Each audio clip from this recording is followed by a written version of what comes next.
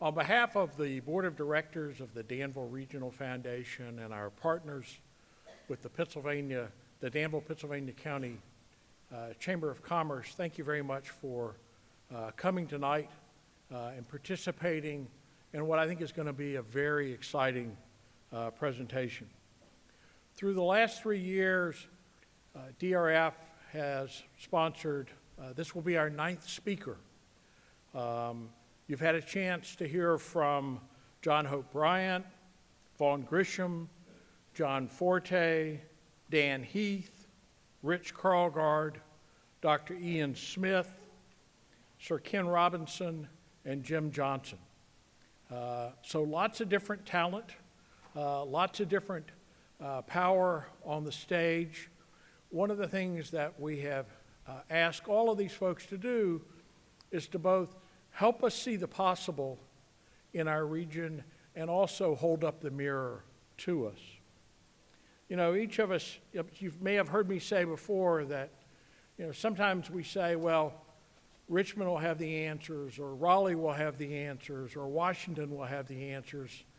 Well, the reality is that the answers have to come from here.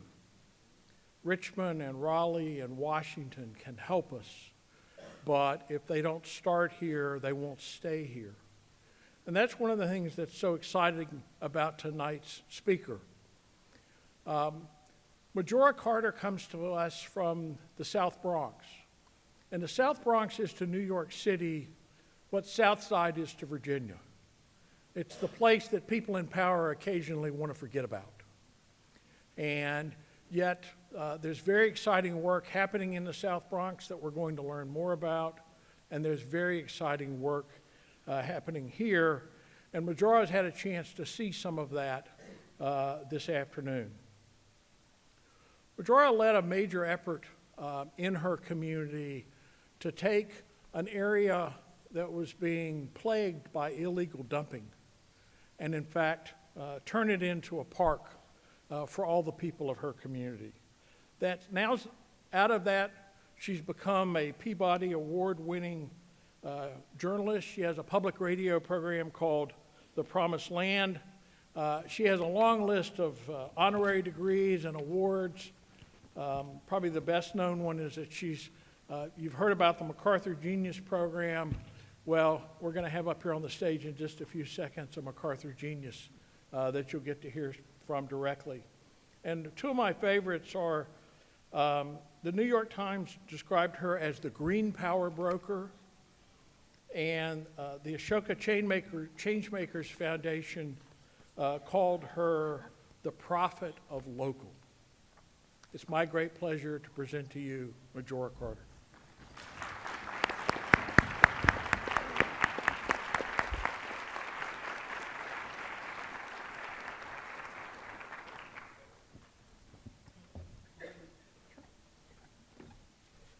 Hello, Danville. Actually, it was first of all, am I the first female in this speaker series? So that just means I seriously need to represent, right? Okay, I'm doing it for the ladies and the men who love us. But also, I gotta tell you, I was gonna make it down here no matter what, because one of my favorite people in the world was actually born and raised here in Danville. And it's a woman who actually is responsible for helping raise me, Miss Maddie Fitzgerald, who lives, grew up on my block. Well, I grew up on my block. She was already a little bit older, not much. And literally, it did take a village to raise a child. And I owe so much to Miss Maddie for help making me the person that I am. I love you so much.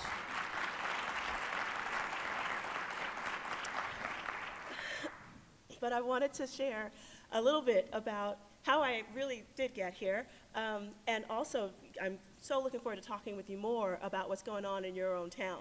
And the way I like to tell my story is actually literally by starting with my story. And it's been a really interesting road for me, I have to say. But again, I always start, which is a place where I think people can relate to, which is my family. This is my mom and dad. They moved to the Hunts Point section of the South Bronx back in the late 1940s.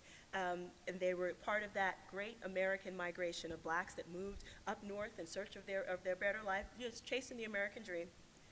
And they ended up settling in the Hunts Point section of the South Bronx in New York City, which at the time was a mostly white working class community. And it was also interesting that it was a walk-to-work community. You know, Danville, you guys had the mill. We actually had a lot of steel, so much so that we were known as Little Pittsburgh, because people would walk from the residential section right over into the industrial section for where there were good-paying manufacturing jobs. Later on, a lot of folks from down south and then later on the Caribbean followed suit, also still searching for their great American dream.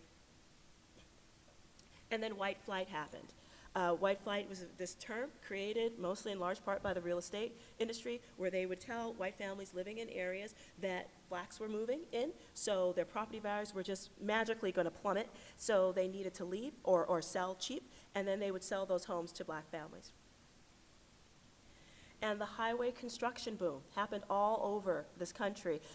In the Bronx, it was really difficult for us because we were right in the middle of two pretty wealthy counties, Manhattan and Westchester. And so the master planner behind all that realized that he could just make big, huge highways in between the two. And so if by chance you happened to be, you know, on what he considered to be the best path for the new highway that went through connecting those areas, it was just too bad to be you.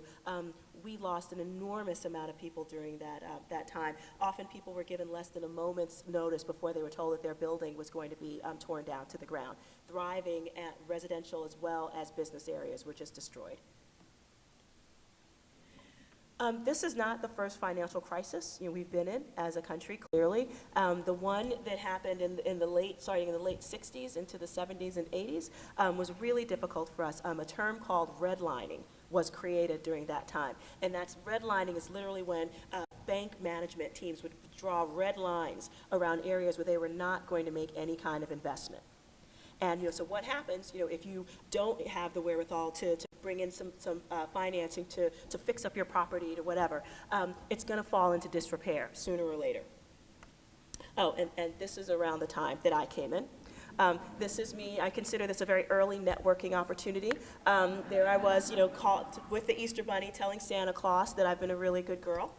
But this is what I grew up with. Remember that financial disinvestment? Landlords were finding it much more profitable, actually sometimes the only profit they could find, having their buildings torched so they could collect insurance money. And so that level of arson came to be known as it was literally called the Bronx is burning. The 1977 World Series, I'm not sure, I can see somebody in this audience might remember that. Howard Cosell, that legendary sportscaster, got on the mic and was saying things like, the Bronx is burning, because there was literally the big jumbo cam came out and showed a picture of the South Bronx where Yankee Stadium was, and there were 3 separate fires burning. And I remember watching that game and thinking, that's my neighborhood on national TV. And so when you were from the South Bronx, your reputation, the reputation of the community preceded you before you walked into the room. People just assumed that it was just an awful, terrible place and nothing good could come out of it. And we felt that in many different ways. And another way that we felt it was that this financial disinvestment also created things like there were no real art programs in school, or even physical ed. I mean, these were our playgrounds, quite frankly, in most of the time. And I do remember seeing my neighborhood on the nightly news and thinking that there is something wrong here. But the thing that struck me the most as a little kid, because we were often referred to as a war zone, and I didn't quite understand that because I knew about war, because my brother had served for 2 different tours in Vietnam and had come back home to us and actually got a job in the post office. We were all really proud. And he got killed in the neighborhood right next door to ours in the drug wars. So all of that to say that type of financial disinvestment kind of paved the way for much of the social and environmental problems that we later experienced as a community. Remember all those manufacturing jobs that we once had when my dad moved to the neighborhood back in the 1940s? Those were gone, out overseas or down south or whatever.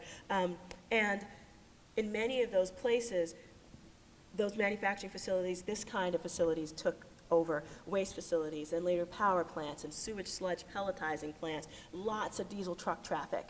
And if that kind of stuff wasn't just that it wasn't nice to be around, it had a very severe impact on our health. We have one of the country's highest childhood asthma hospitalization rates. Diabetes and obesity directly related to how a community is planned and built. So if a parent really believes that their child, by going outside, is going to, aggravate their respiratory system or get hit by a truck, they're probably not going to let their kids go outside and get the kind of physical activity that we once did just as like little kids growing up, running around. So things like that. And not to mention also the fact that we are part of a what we call a healthy food desert. It's real easy to find very unhealthy food in our neighborhood, not so easy to find the kind of produce that actually makes you a stronger, healthier human being. But the worst thing that we discovered was back in 2006, Columbia University did this study that conclusively linked fossil fuel emissions with learning disabilities in young children. And so where do you find these fossil fuel emitting sources? Often in poor communities, usually in poor communities. And we know statistically that poor kids who do poorly in school go to jail in this country. So it's kind of like we were creating this direct pathway from poverty into prison. So I spent most of my formative years, as much as I might have loved the people around me in my neighborhood, I felt that there was a stain attached to you if you were from the South Bronx. I used to lie about where I was from. I definitely didn't want to be associated with it. I started planning, through education to get out of my neighborhood from the time I was about 8 years old, and I knew I was going to go away to college and just never, ever, ever look back. And you know what? The universe had a different plan for me. So I did use education, and I did get out of school, and I went away to college and all that good stuff. But then I got into grad school in New York City at NYU, and the program was really tough, and I was broke, so I couldn't really have a job, so I moved back in with my parents, back in the same house that I grew up in. This was a huge defeat for me. But the beautiful thing, back in the late 90s, it was so fantastic, was it really put me right back in my old neighborhood to really see it with completely different eyes. And what I discovered was that I was wrong about a lot of things. I just assumed that the place was just horrible as it was simply because it was, and that's just the way some communities are. But what I realized was that then the city and our state were planning on building this huge waste facility right on our waterfront. And and I didn't, and that just seemed kind of odd because I saw a lot of ways that other communities were actually experiencing their own waterfront development, so I thought that was weird to begin with. But then I realized we also had an enormous amount of waste infrastructure in our own community. And I thought, well, that's kind of interesting. Why would we add insult to injury, from an already very overburdened community? Why would we do that? And then we realized because, quite frankly, it was politically expedient to do so to a poor community of color. And that was the beginning of the politicization of Majora Carter. And I thought, you know what, I can pretend that I don't see what I see directly in front of me, or I can help do something about it. And so I worked along with lots of different community members, and eventually grew into a citywide group to really talk about how do we develop a more sustainable solid waste management plan in our community, in our city, that doesn't disproportionately overburden poor communities of color, which is exactly what it used to do. And so we worked really hard and make sure that that happened, and that was so exciting to sort of watch the city and our state move from from this very bizarre state where they absolutely knew what they were doing, they just figured we wouldn't notice, to a point where we were really creating real progress with them. And that was an incredibly powerful thing for me, who was not politically active at by any stretch of the imagination, to think about and to witness. But what was really more powerful to me was when I started to realize that, as great as that is, my community we became very good at fighting against things, but we weren't so good at fighting for things. And that was mostly because we didn't know what we were fighting for. And lucky me, for some reason, I kept getting these notices from the U.S. Forestry Service, who were there because they were working to protect America's rivers, which are always endangered in some way because through industrialization, et cetera. And I was like, okay, that's fine. And they came to me, and I couldn't understand for the life of me why they came to me. I knew we had a waterfront, but it didn't really occur to me that there was a river, and I didn't really fully understand, frankly, what that meant. And actually, I'd never seen it in my neighborhood. I'd never seen the river. And then, fortunately for me, in walks this dog. And actually, yes, this is a real picture from an article called Bark Magazine, and the article is all about my dog. Her name is Zena because she is really special. But around the same time I kept getting these notices from the Forest Service, I got this dog, and she was little at the time, like maybe 20 pounds. I had no idea how big she was going to get. And I would go jogging with her, and she pulled me into what I thought was this illegal garbage dump down, nearby. And when I would jog in the morning, I would run out of my neighborhood into another neighborhood to go look at their waterfront. Again, the same other side of the river, but I didn't know it was the same river. And so got there, and and literally, I remember this morning like it was yesterday. She pulled me into this dump, and there were piles of garbage that were higher than my head, and if I did not have an 80-pound, slightly crazy dog with me, there would absolutely even no way I would have gone into that place by myself. But, that she kind of did that for me. So she pulled me into this dump, and there at the end of this dump was the Bronx River. And as long as you didn't look back behind you at the piles of garbage behind you and just looked out at the waterfront, I remember there was not a cloud in the sky. The sunlight was gleaming. It was like 6 o'clock in the morning, so this beautiful sunlight was like bouncing off the water, and it looked like these beautiful little gold flecks like sparkling off the water. And I thought, I have never seen anything more beautiful in all my entire life. And I couldn't believe that it was a mere short 6 blocks away from my home. And so I went back, and I did actually write that tiny little grant proposal that the U.S. Forest Service was offering, and was able to get lots of different people involved, from people from inside and outside the community. We worked with local businesses. We definitely worked with our city government. We did a whole lot of stuff all around that kind of work. And we were able to, and just after a few short months, we were able to do it like this kind of phasing. And we had all sorts of events there, and it was a really beautiful thing. But this is what it looked like after we transformed it, with a $3 million grant into this. And so this is the Point Riverside Park, and it's since become a national award-winning park for excellence in urban design, which of course we absolutely deserve, because it could, but it was a really beautiful, beautiful place. And it's become this thing that has attracted people to it, kind of like, a moth to a flame, except they don't get burned. They actually become happy because they're in this beautiful, beautiful place. And I remember being from a place like the South Bronx when we were taught, without a shadow of a doubt, that there is nothing good that can come from this place.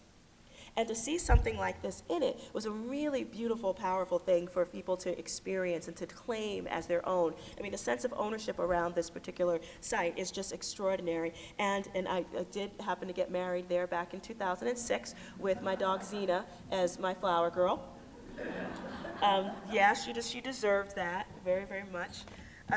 But it really was this incredible, incredible way to kind of break ground at that and really herald a new time for our community. And it's not just that I like showing you wedding pictures, but what it really did do was help the community think about what else they wanted to see in their neighborhood. Because it allowed us, I think, to develop like this creative muscle, in our minds, allowing us to dream about the future that we wanted to create. And so another beautiful thing happened. Someone who worked for the New York Metropolitan Transportation Authority told me about these federal transportation grants that were designed to literally mitigate congestion and improve air quality. And I thought, and I remember back in my mental drives thinking about things like greenways, and I'd heard about them. Greenways are these dedicated pedestrian and bike paths. I mean, you've got one down on the Danville River as well, dedicated for that. And the idea is that, people get physical activity around it. All sorts of economic development can happen, when you do it strategically and right. They can also provide ways to provide municipal services for your city because they absorb stormwater. There are these amazing things that the greenways can do, and also they connect you as well to different parts of this greenway system as well. And so I wrote this proposal, and we got $1.25 million or for design funds, for planning money, to design the South Bronx Greenway feasibility study. And so that was really exciting. But what was even more exciting, so that was cool to see. But the best part was that because we actually had a dedicated plan, we were able to raise funds around to start building first phase projects. And so this is the street that leads down into the park, and this is what it's going to look like, as soon as construction's done. So it's really very exciting to see this kind of thing happen. And so $50 million came in, and the thing I'm actually most proud about around that is that about $25 million came in from the economic stimulus package. And as far as I know, it was the only community-initiated transportation project that I know of. So that makes me very, very proud to say that happened. But it also, that type of thing actually provided some really, really interesting opportunities for job creation, in our community. Because again, greenways are not, they're wonderful places to be, to bike, to walk, et cetera. So yes, the physical activity thing is great, but they also are there to provide the kind of really wonderful things that all communities want and need as well, and also jobs. So we actually, I'll tell you about the job training program a little bit later, but we were able to hire a couple folks from our local community to basically help people understand why a greenway was important to them, because we didn't have a whole lot of parks and greenery in our community before this, and it was interesting. So this was a new thing, and we felt we needed to educate people around it. So what this gentleman is doing here is literally, so they would go out and talk to people about why greenways were important from many different perspectives. And so when they started talking to people on this particular block, folks were just like, we hate that tree. And they were like, what do you mean you hate that tree? This is one of the oldest, and the biggest trees we have in the neighborhood. And they said to him, well, when the light, because the tree is so big and so overgrown, it's really dark underneath there, so a lot of crime happens right there. And so what he's doing right here is literally doing a little strategic pruning on this tree so that the light from this street light can shine directly underneath it. So guess what? It's a really interesting little simple thing called crime prevention through environmental design. He pruned a tree, but basically it works, and it's very, very cost effective. And so these guys became the hero of that block, because they literally help reduce crime like that, just by opening it up and making people see it. They also did these really beautiful things, like, and this is in front of a senior citizen center. This tree guard / seating, outside the center. And so the older folks would come outside and just sit out there, and taking the breeze underneath the little tree. And having this kind of street activity, what it does is also, that helps reduce crime. It's called Eyes on the Street. The more positive opportunities you have for people to engage, in street activity, just by being out there, helps make it a much safer place. So this was really important. So again, these young men, we used to get calls from people in the neighborhood thanking us for having these young guys on the street doing exactly what they were doing. So, and this was a really very, very cheap way for us to get a little attention down to the parks. There's a theory that people really do follow. When they see a path, for the most part, people will follow it. So we painted these green lines with no explanation, heading down park in the neighborhood, and people were just like, I would follow people just to listen to them have discussions about what does the green line mean as they would follow it down to the park. It was hysterical, but it worked, and so that's why people know about it. They're probably going to do it again. Oh, and we also did a really wonderful little thing with extra paint to clean up after your dog, which was also, pretty effective. But this is the thing that I actually am most proud of, because again, if you're coming from a community, and we have a community with about 30% unemployment, and so for us, and for what we heard from many people, was that, it's great that you're building parks and stuff like that, and we're thrilled and we like them, blah, blah, blah. But, we also have other issues in this community, and their lack of jobs. And it was true. As we started looking around, we realized that our city was bringing in people from outside the neighborhood to do that work. And we were like, we've got to do a little something about that. And so we worked to create one of the country's very first green-collar job training and placement systems, where we train people in the field of ecological restoration, giving them both a personal as well as a financial stake in improving their own environments. And so people learned things like wetland restoration. Actually, that was the first thing they learned, because they were actively going to starting to work on the Bronx River as environmental stewards of it. And then later on, urban forestry management and learning how to clean up contaminated lands.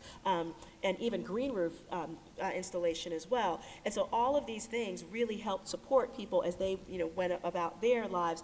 And, while I ran my organization that started this, we had an 85% unemployment rate, which is really spectacular considering that most of the folks that we worked with had significant barriers to employment.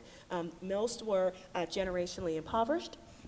Most were people who were in and out of the criminal justice system, and this was a really difficult time, for them. But what we were able to do was give them not just the hard skills of ecological restoration, but also the soft skills too. And little things like, how do you prepare for a job interview? What do you wear? What do you, making sure that you show up on time, even early. How do you develop yourself as a team player and even as a leader? Especially, how do you make sure you look busy when your boss is around? I mean, little things like that. And I know people generally laugh, when I say that, but it's really true. I mean, if you've grown up, in a household where that is normal, of course, you know that. But if you've not, then that's a problem, and somebody's got to teach you, and that was our role. So that's why we were able to boast that kind of rate and have people in school as well. We also wanted to really think about, because when many people think about green, it has these very strange connotations a lot of ways. Most people, when they think of the green industry or field, whatever, frankly, they don't think of a black woman. They think of like an older white guy, and they often are, if it's not older, then it's somebody who hugs trees and wears Birkenstock sandals all the time. I am clearly none of those things. So, and not there's anything wrong with that. But what I wanted to show people was that green also meant this kind of green. The whole economic development kind of green. And so what we did was actually start a program, or actually we started, not a program, we started a business around green roof installation. And green roof installation is we borrowed the technology from Europe, when they literally plant a roof with a structured soil medium and plants, because of the stormwater management benefits. It literally absorbs between 75 and 90% of the water that falls on it, so it doesn't have to be processed through a sewage treatment system. And it also, because it provides a green layer, it helps clean the air.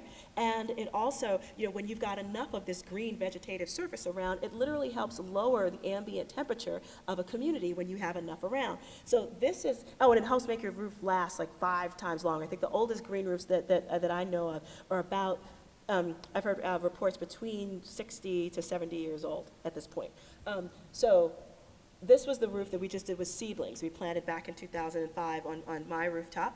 And this is what it looks like now, or will, soon, when it starts to, when spring finally comes. I'm so excited about. But we also wanted to show that you can do different types of green roof. This is the one that we did on my old organization, Sustainable South Bronx's headquarters.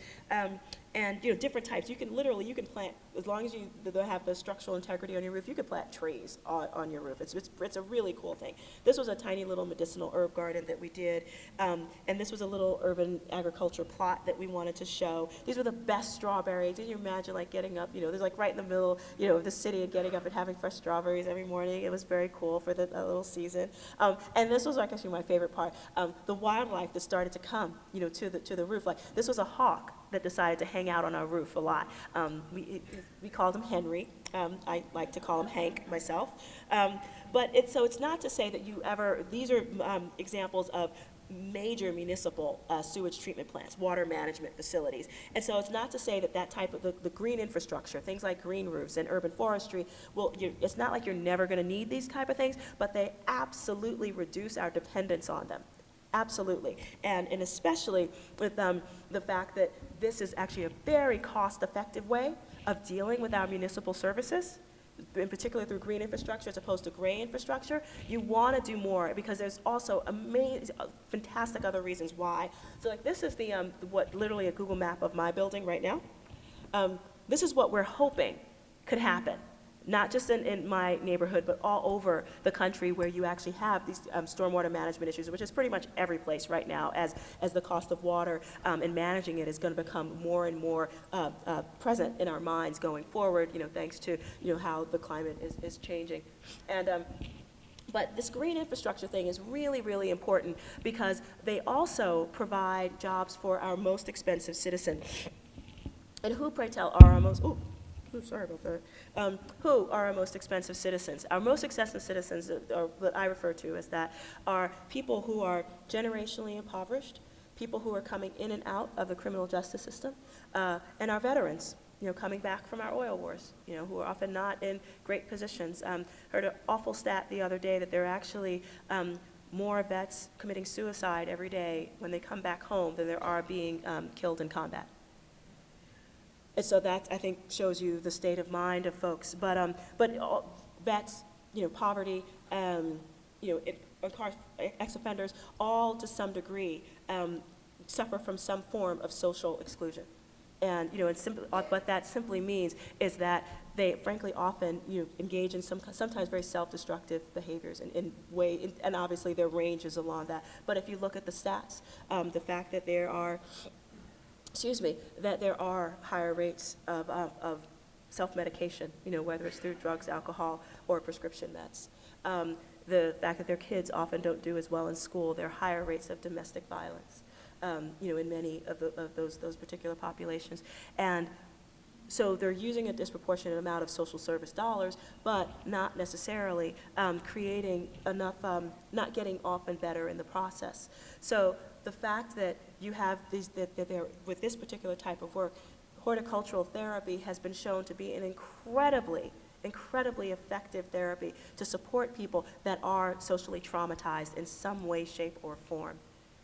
One of my favorite studies around that was actually done out in Cabrini Green in inner city Chicago. It was a housing project, actually one of the country's most notorious ones, that literally they studied two places in the same project, one where the people who lived in them actually looked out and saw greenery, like a little plot of land that was green with trees and stuff, and then the other place had absolutely none. And a remarkable thing they noticed that the people who had access to seeing plants and trees, that the stress level for adults was way lower, that the kids in that area actually did better in school, that was another favorite, that the crime rate in that area was actually lower because people were outside doing things that people who are engaged in the act of true community actually do, which is congregate and be together for something good.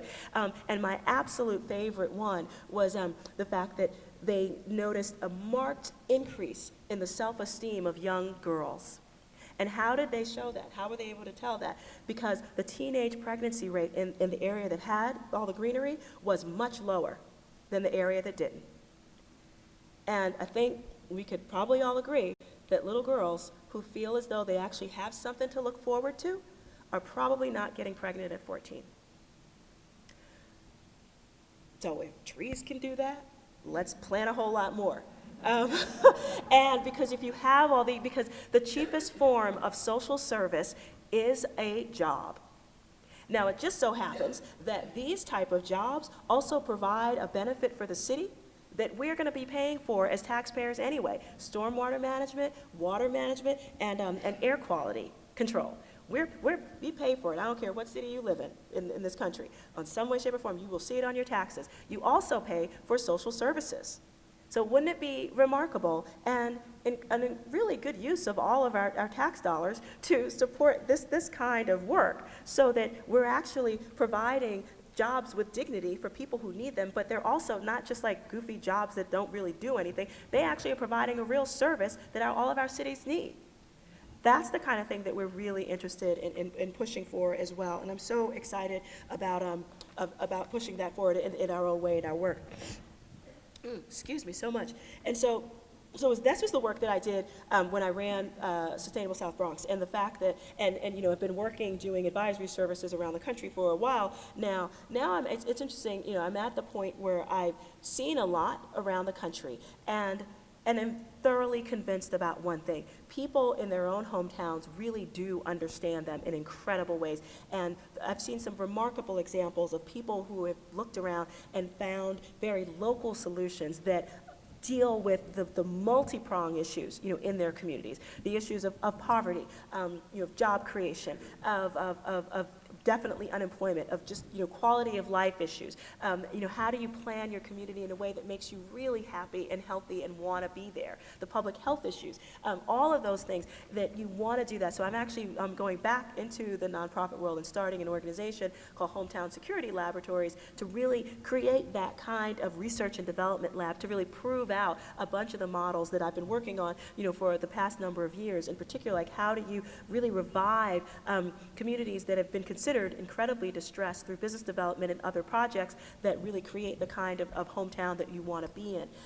And so, interesting enough, I'm going to give you an example of some of the things that we're working on right now. And in particular, before I even go there, I've just been fascinated for the past couple years and actually really disturbed at what I saw as real estate development, happening in poor communities around the country. And in particular, I've noticed that in poor communities, there's really only two kinds.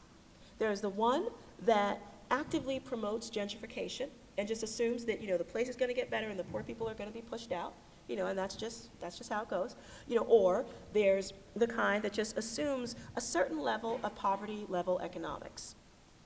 And so you might have some great projects, that are cool, but ultimately the poverty rate kind of stays the same. Like you don't really see real financial institutions moving into the community, but you see many check cashing stores. You probably have more liquor stores than you do like places that sell healthy, affordable produce and things that you want. There are things of that nature, and you can always kind of tell, what those places are. And so I was just like, that's kind of uncreative. I think we can probably do a little bit better than that. And I was really kind of troubled by it, and also thinking about how do you, thinking back to my own hometown, and also just thinking about going a little bit further back and talking about the unintended consequences of integration. Because back in the days when we had legally racially segregated communities, we did have. They were definitely segregated, but there was economic diversity in those communities. So it was not uncommon for a doctor who lived next door to a janitor, who lived next door to a teacher. And so there was that economic diversity where there were a lot of things going on. And I think there was a sense of aspiration because it wasn't just only poor people or only people that had, lots of means to make the kind of life they wanted. And so I think that what we did at that time was very inadvertently, we segregated hope. So, I even think back to my own neighborhood. When the fire started, I distinctly remember there being a lot more, middle-class people in my community. Not necessarily like, super, super wealthy or anything like that, but they were the ones who always wore new clothes for the first day of school, and instead of hand-me-downs like I did.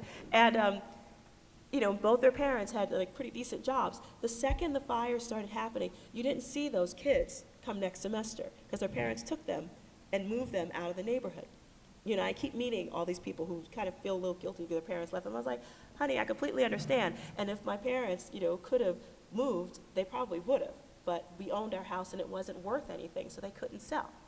So the interesting thing about all that was that I really felt that that's what happened. Even though we did have an incredibly tight-knit community, despite all the problems, the ones that actually had the most hope were gone. And thus we were very politically vulnerable. And that's why a lot of things happened to us. And so I started thinking about how do you use real estate development as a platform for engagement, to really address all of the social and environmental and economic problems that we have. How do you use it as a platform for engagement to lift those things up and create the kind of communities that we want to live in? And so I was thinking about this in the context of my own community and realizing that it certainly doesn't need to end at mine. And so with that, I was really, really pleased. But I'm going to show you, give you an example of what I'm talking about to show you what's possible. So first of all, you got to look for patterns. In my community, my area is the one with the green line through it. It's called Hunts Point, and there's the red lines on the other side of the gray line is the highway that goes right through it. The other red lines on the other side and on my side indicate commercial areas. They might not be the best commercial areas, but they exist, right?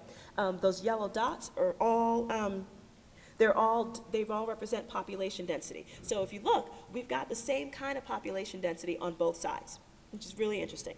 And, you know, on it, we actually have some really interesting things going on. The greenway's happening as well. So we see all these things, and there's access to public transportation, you know, on the other side of the Bruckner too. So there is a connection there too.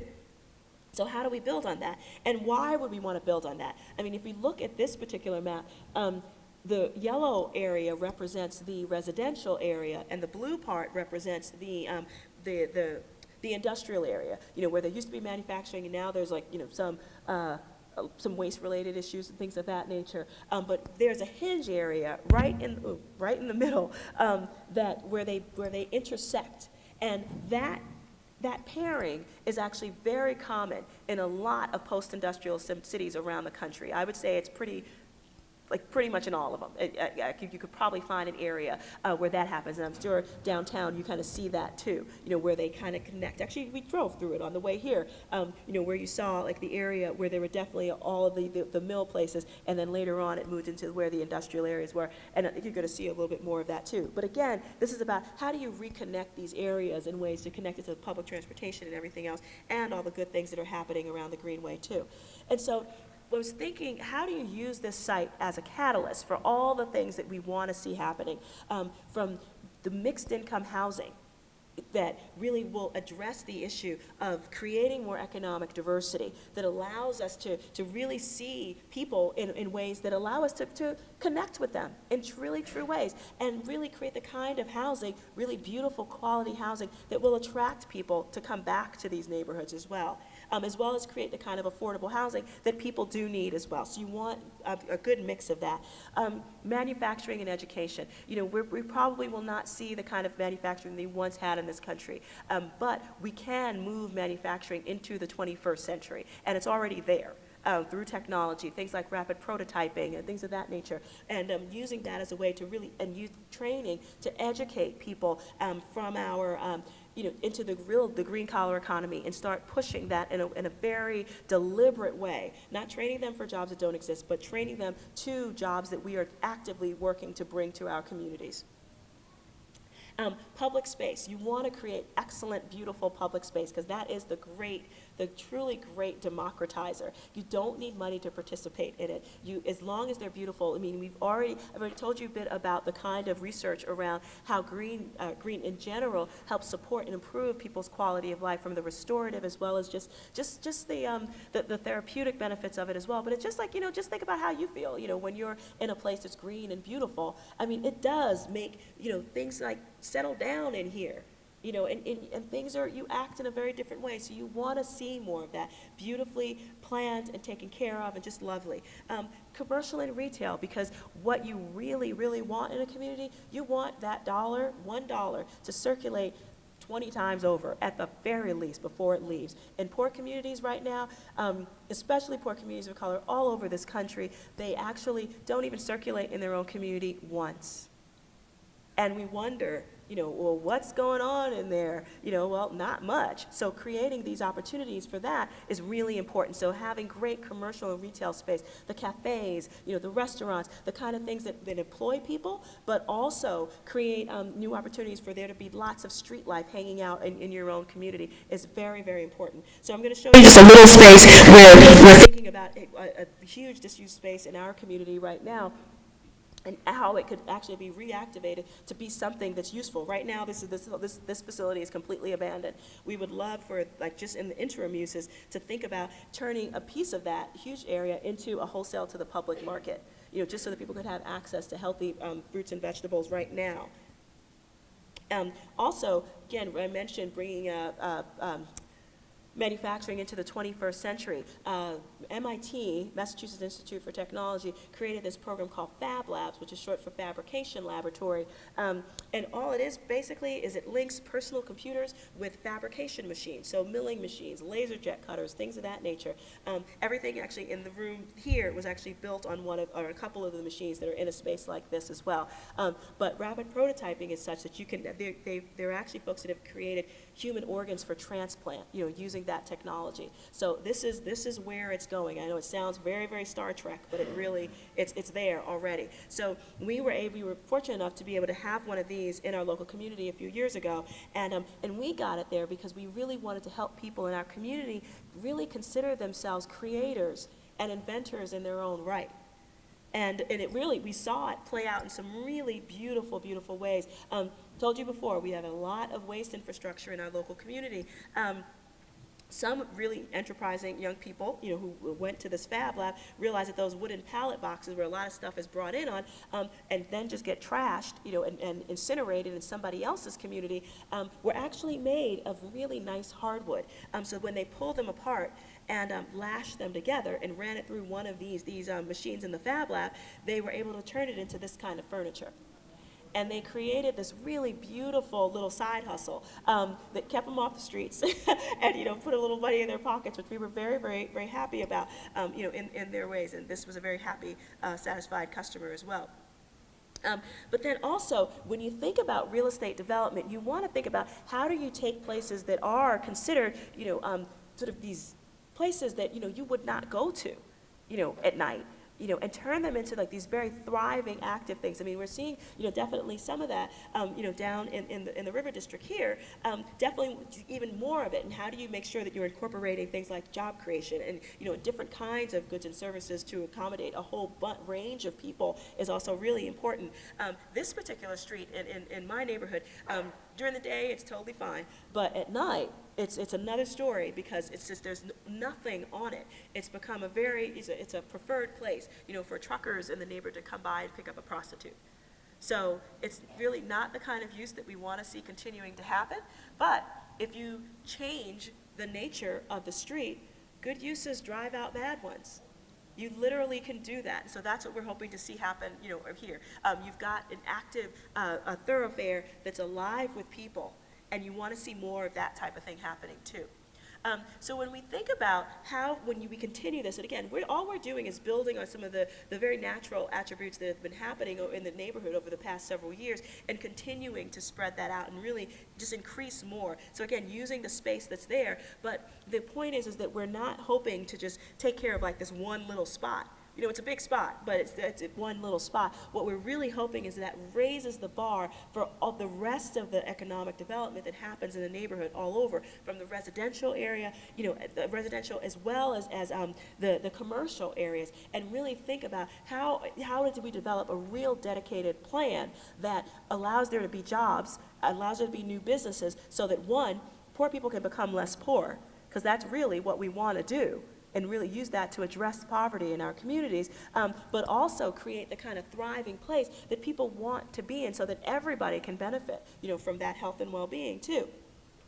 And so again, thinking about this site, and again, kind of lonely right now, but imagine what it'll look like, with the kind of economic development, the kind of 24-hour street life, or even if it's not 24 hours, it's mostly, and there's an idea that there's safety, in numbers and people showing up at any given time. So having things like this is exactly what we want to see more of.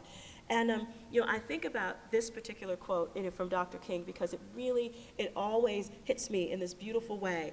I hope, sirs, that you can understand our legitimate and unavoidable impatience. He wrote that from the Birmingham jail.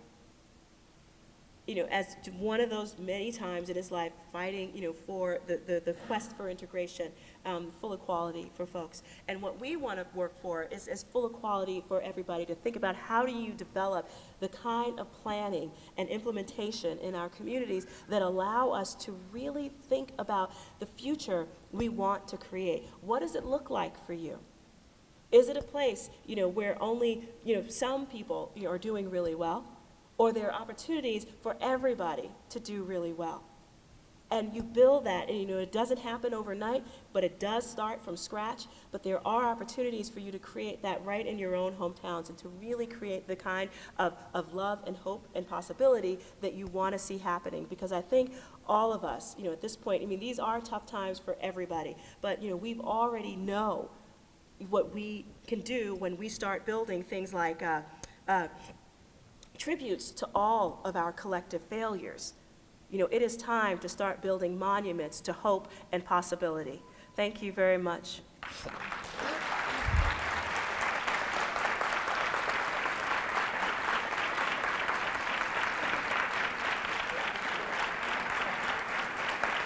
Thank you. Hi, my name is Denise Bryan. I'm recently relocated to Danville from Philadelphia, Pennsylvania. And I want to ask you guys one thing. Do you see what I see? When I see Danville, I think it's an absolutely beautiful city with great possibilities.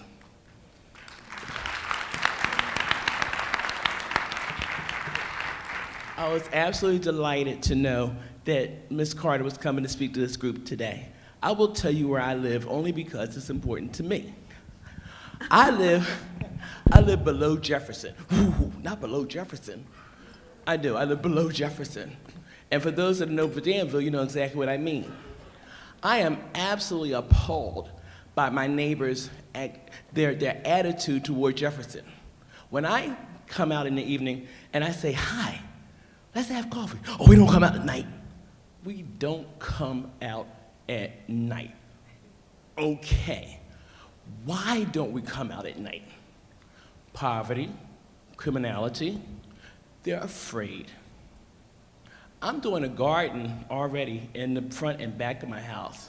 I look forward to giving my neighbors free produce, okay, as a way of extending my love toward them. Beautiful. Oops, we got a Christian Northerner. Yeah, we do. So anybody here from Jefferson? Gonna take her? You guys know what I mean when I say Jefferson, okay? All right, I think you got to take her back there. So I want to Raise start your it hand off again. with Jefferson. Who wants to help me around there on Jefferson? Who wants to change the Jefferson mentality? The below Jefferson. If you want to change the below Jefferson mentality, please come speak to me afterwards. Yay. Okay, go on.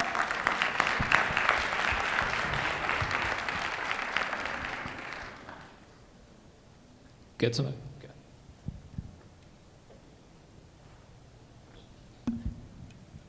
Hello. Hi, how are you? Good.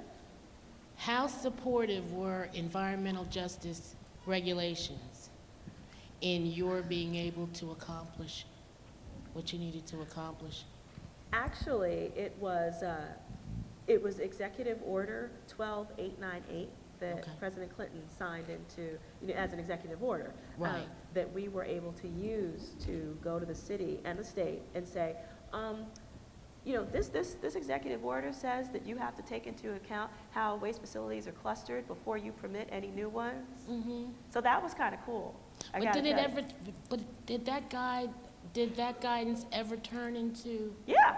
Oh, Did because literally, we were like, the president said you're not supposed to do this. Right. We were able to use that, literally as a way to hold a light. And also the fact that it was an order that specifically said that those projects that were getting federal funds to do them really couldn't do that. So it was like, you just can't do that, now can you? And so, yeah, in that regard, it was a fantastic policy that totally supported us. And it was just an executive order. It wasn't a law by any stretch of the imagination. It never became law. But we used it as an organizing tool that was incredibly powerful. And it was a really beautiful way to do that. Okay. But yeah, but as far as I know, I don't even know if there are any real environmental justice laws out there. I was going to say, I don't think there are. none ever came into Right. being. So how, and they would help a town such as Danville. Oh, absolutely. But I think the thing, you use whatever tools you have in your Exactly. toolbox, Right. and you Right. can only know that by Right. looking for them. But really, the thing that I found incredibly powerful was actually creating projects that literally spoke volumes before you even wrote anything down. Like building that little park on our waterfront was just a very visual way to say to Right. folks, that we're here and that Right. we want things too. That are actually not just garbage on our waterfront. And it's a part of environmental justice. And I Absolutely. don't think they understand or maybe even have a full understanding of what environmental justice So, do you want to explain it? Or you No, want me to? you, Okay. I actually call it more environmental equality, because the way that it is that no one community should have to bear the brunt of lots of environmental burdens and not enjoy some environmental benefits. But right now, race or class will tell you exactly where you find the good stuff, like the parks and the trees, and where you find the not so good stuff, like the waste facilities and the power plants, bus depots and things of that nature, things that will, affect your health. I mean, just being born black in this country means that you're probably between 2 to 5 times more likely to live near something that, some kind of facility that's going to damage your health at some point. Just that. And, you know, and to my brothers and sisters, you know, in coal country and out west that are or even up north that are dealing, you know, with the fracking issue or coal mining, I mean, it's this, believe me, they're suffering from a lot of the same kind of environmental problems too. And they're white, they're just poor. So it's a very real issue. So the idea of environmental equality really means that it is as much a civil rights issue, you know, as anything else, and because it does impact how people live their lives, from the type of businesses that are created to the type of jobs that, you know, come to a community, to literally to their public health, to just the quality of every piece of their lives. So you want to make sure that it's a good thing for everybody. Okay. And there's a question over here. Oh.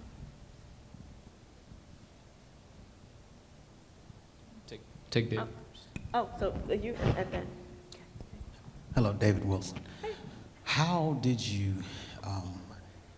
I know the projects that you got to come to pass, how did you get the people to buy into what you were doing, and how many did you have to start with, and how many jumped on the bandwagon after you got it started?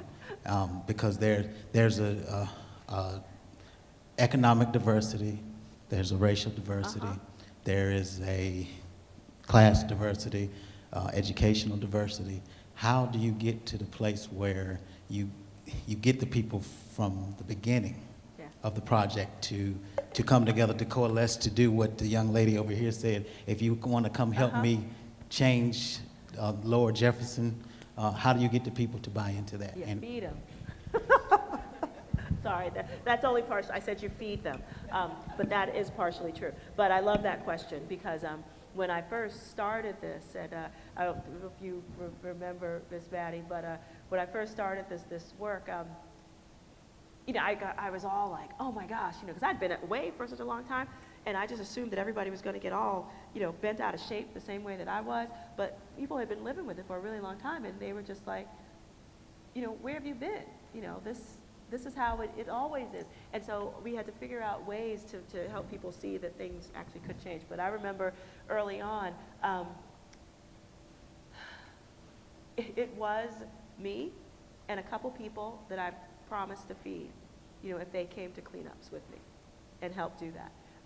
And then another piece was that, you know, I did try to be very open with other particular community organizations, and they weren't buying it at first. I mean, what they did do, which I was very grateful for, was they didn't come out against me. They were like, we don't think this is going to work, but we're not going to stand in your way. You go ahead and do your little park thing, Majora, and we'll, you know, when you're ready to do like big girl work, you come and work with us. And I was like, okay. And then so they stayed out. So at least they were nice enough to like not like bother me. But now, you know, everybody claims it as theirs. You know, it's like I practically had nothing to do with it, which is exactly what you want, frankly. And it's a beautiful, beautiful thing when people do that. But no, it started off with very few people buying into it. And it literally got, at one point, I had one woman say to me, well, you know, why would you want our kids to go down and play in the industrial area? And I was like, because you've got to stick a claim in it somewhere, and you start from there. How do you get past the overly politicized environmental movement, fight, whatever it is that we see in so many of our cities now?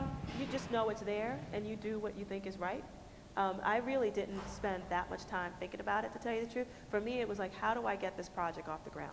And it's always about how do you get the project off the ground. Who else do you bring in? What I was very good at was bringing in lots of different people from many different stakeholder groups. You know, so I was really, I didn't, since I didn't have a background in any of this, I didn't know that I wasn't supposed to talk to the business community. I didn't know that there were community groups that I wasn't supposed to talk to. I didn't know. And I was just like, I'll talk to anybody who was there. I didn't care who you were. And, if you drank my hot chocolate or whatever I was offering, I was just happy to have you. And also the political system. I mean, we were literally fighting with one city department at the same time, and we were working hand in hand with another to do a whole bunch of our projects. And that's often been the way it worked. But because we played fair. We really did.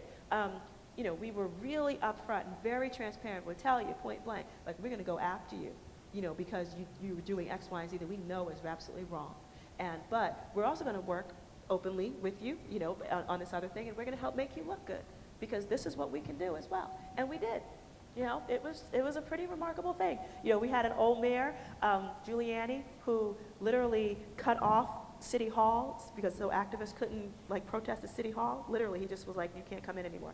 And 8 years later, when I actually got to go visit City Hall for the first time in my life with another mayor, obviously, was just kind of like, wow, we did it. Like, it was a huge move, but we developed some really good skills, you know, at how do you play well with others. And so much of it is that. It really is. Everybody's your friend until proven otherwise.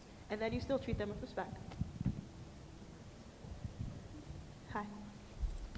Hi, Majora. Hey. My name is Katrina Carter. No way. Hey, sis. Yes, from Harlem. Go on. And one thing that comes to mind when you were talking is what happened in Harlem, and is happening in Harlem, and how as Harlem is transforming as we speak and has transformed, but a lot of the individuals who are from Harlem are feeling pushed out and pushed aside. How do you incorporate these neighborhoods and make these neighborhoods come back to their vitality without making the ones who are there feel like they're no longer a part? And include them. You're absolutely right. I mean, that's one of the reasons why I wanted to move into real estate development, because I did get a chance to see, you know, much of that happen and saw, excuse me, how easy it was to pick off a lot of the older residents, you know, in Harlem and in Brooklyn and other places like that. And it was really mind-boggling to me how quickly it had happened, because I don't think that there was, excuse me, because there wasn't a whole lot of support taken to make sure that, you know, because frankly, those folks should have been benefiting from the development of that community. They were there during the really, really hard times, but nobody gave a crap about those areas. Why are they not there benefiting from that? And, you know, and want to also address the fact that, you know, poor people don't want to necessarily live in poor communities either. There's nothing particularly romantic about poverty. You know, that's what people want, to see things like better goods and services in their community. We all do. You know, like personally, I import my food from Manhattan because like I will not shop. You know, most of the things for the grocery stores, what passes as grocery stores in my neighborhood. You know, I'm like, really? You know, $8 for a little tiny bottle of olive oil? Yeah, right, I'm gonna do that. No, sorry. So little things like that drive you crazy. And so what you want to do, and what we're trying to do, and that's why literally I call my new organization a laboratory, is because we're going to prove out the model that if you give people the kind of tools and skills, those that are already in their own community, you can do a couple things. One, you can help them benefit from the changes that are happening in their community. And two, for those that, let's just say they're not homeowners, how do you create possibilities and potential for them to move up the economic ladder? Because that's really what you want. You want, I mean, yes, there will always be the poor among us, but it doesn't mean that they always have to stay that way. That's what I'm really interested in doing. And that's what I think real estate development really hasn't been used in that way. You know, when you are really structuring it more as a true economic community development. I mean, not just economic development for the real estate broker who is going to be paid no matter what, but you can actually build in a whole economic development pro forma in that project that includes, you know, how do you make it so that whole process, the project itself, becomes this beautiful way that dollars circulate throughout that economy. That's what I'm really, really excited about doing. I just, and I want to see it happen all over the country. I really do, because yes, I mean, it was quite a tale, you know, to see what happened there. And it was just like people who were like, you know what, I've been through so much and somebody's offering me a little bit of money for this property. Yeah, I'm going to take it. And you can't blame them. But, you know, now, it's now we know better, and we can do better. And I want to show that it can be done.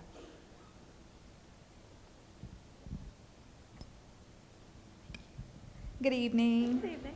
My name is Jermaine McIver, and I'm here from Frontline Solutions. It's a small social change organization from Durham, North Carolina. And right now we see a lot of gentrification going on currently. For example, a lot of commercial and retail cafes and boutiques in downtown Durham. So my question is, how can you tell if the dollar is staying in the neighborhood? And how can you tell if it's benefiting the impoverished areas in the same zip code, in the same area? It's pretty easy, like who's opening up shops, I mean, who has the ability and who's getting support to open them up? You know, are they local folks? Are they some of the older residents, you know, people that lived there before? You know, are they supporting the mom and pops that were there, mom and pop stores that were there before, and, you know, giving them the tools so that they can actually work with the changing economy? One of the things that we're doing with our greenway development is literally doing business development with the merchants that are on that commercial strip. Because right now, they're not the places, you know, that I want to shop at, or a bunch of people in our community want to shop at. Quite frankly, it's like, you know, when we started doing these very informal polls in the neighborhood, we realized that people take their dollars elsewhere. It's not like there's not money in poor communities. There's plenty. We just don't spend it there because, you know what? We have taste too, and, you know the value of a dollar, and we'll spend it where it's actually valuable. So that type of thing. And so that's why it's really important structurally to understand, like, are you creating, and literally creating strategies that support people that are there already, you know, those businesses that are there, because if you don't, guess what? They will be left behind, and they won't even know that it's coming. I mean, that's the saddest part. They won't even see it coming. Sooner or later, it'll just be like whoever owns their property will jack up their rent like 4 or 5 times, and then there'll be somebody else moving in there, and it'll be over. And that's just the way the commercial real estate works. You've got 30 days, and you're out. Or at least I'm assuming it works the same way down here in most other places, but that's definitely the way it works uptown. So, you know, but again, if your city government, you know, isn't incorporating those kind of safety nets, for lack of a better word, and support system, you know, for the folks that are there already. And, you know, and look, I have to tell you, there will be a certain level of displacement, no matter what. And quite frankly, you know, if you're not willing, you know, to move forward and really advance yourself in a certain way that supports, you know, yourself as well as people around you, then, you know, it's going to happen. But I think we can sort of stem that tide a bit as long as there are structures in place to support people who actually do want to benefit, you know, from things changing. And I'm really excited about seeing that, because we're doing that in Hunts Point now, and it's been really interesting sort of watching, you know, how people want to change or don't want to change. I mean, that's really interesting. So is there another question? Hey, Majora. Excuse me. I cover up this mic, and it's very sensitive. Sorry. You okay? Yeah. Okay. I saw an interview that you did online after you had started your consulting firm, Majora Carter Group. And I believe at that time you talked about having just secured your first contract in Elizabeth City, North Carolina. I'm really interested in the experiences that you've had, taken this model, if you will, these ideas that you developed in your community, and applying them outside of your community. What sort of successes and failures have you seen? It's been really interesting because the job of a consultant is really weird, because people can take your advice or not, and you can put all sorts of stuff out there.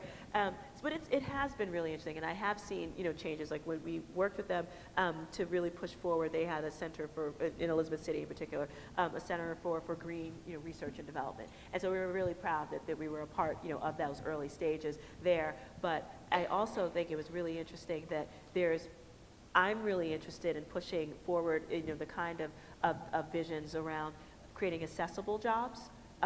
You know, as much as I'm definitely interested in looking at technology, you know, as a way to bring things, you know, to the fore, you know, as far as economic development goes, I also think it's really important to create things like accessible jobs, and that's one of the reasons why, you know, we're looking as intently as we are around green infrastructure, and how do you develop those kind of tools, and even real estate development to seriously, you know, address training opportunities for people that have often been left out of those particular economic moves. So frankly, that's why I moved back into, you know, this particular type of work, because I actually missed being able to create stuff, you know, from a vision and make it happen. Yeah. I can't hear.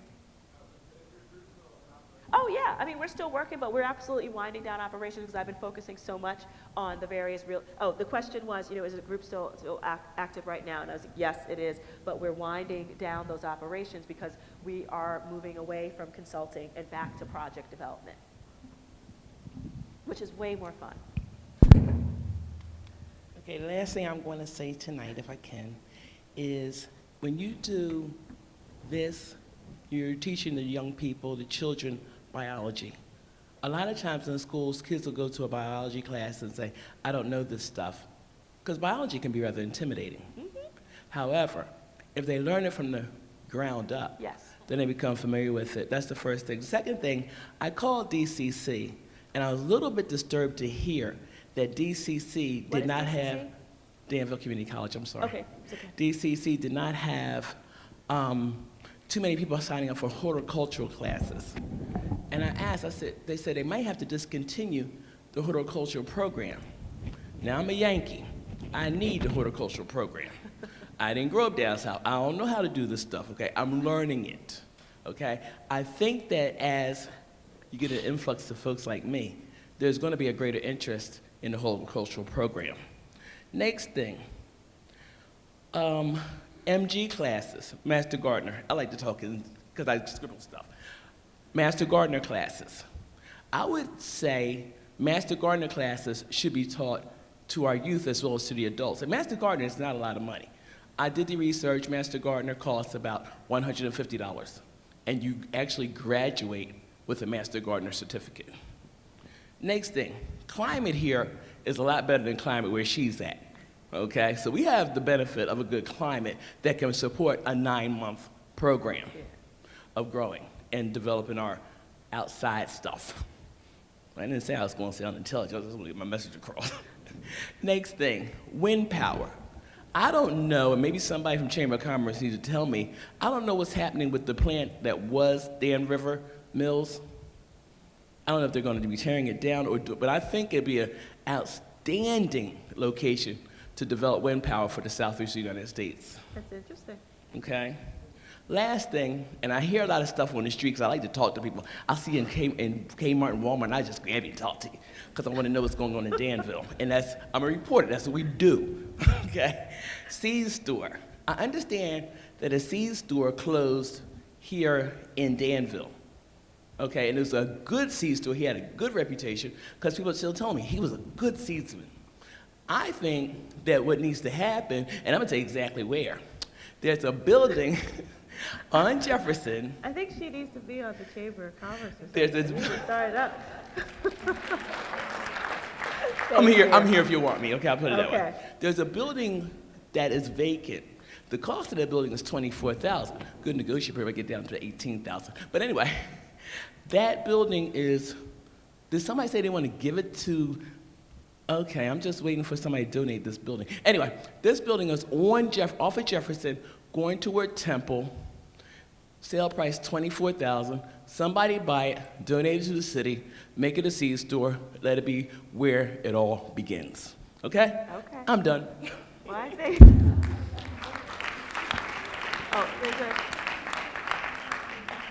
a question over. Is you? Okay, Bill. Hold on. What's this to the mic, so everybody else can hear you too.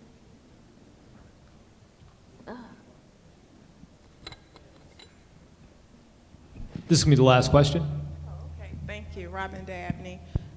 Question one, how successful is your green rooftop project? And the second question, do you have any publication or books or any resources toward funding Toward funding. such projects? Wait. So is the Green top or? No, we don't actively fund anything like that. But if you're interested in looking for them, for that type of funding, within your area, look for different area foundations or projects, and also, particularly around resources for a green roof installation. Yes. EPA has some really interesting, US EPA, Environmental Protection Agency, has some really interesting just resources about what that means. There's a whole, if you just frankly just Google green roof, there's so much information about it now. It's just in terms of the kind of work and what they do and why they're important, definitely. Cool. Sorry. Okay. Let's give a hand to Majora Carter.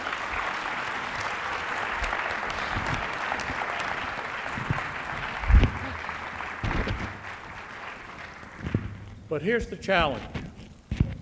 Everything this woman has done can be done here. But we have to make it happen. There's a gentleman in the back. Mr. McKenzie, would you please stand up? You were asking about funding. That's Mr. Make It Happen.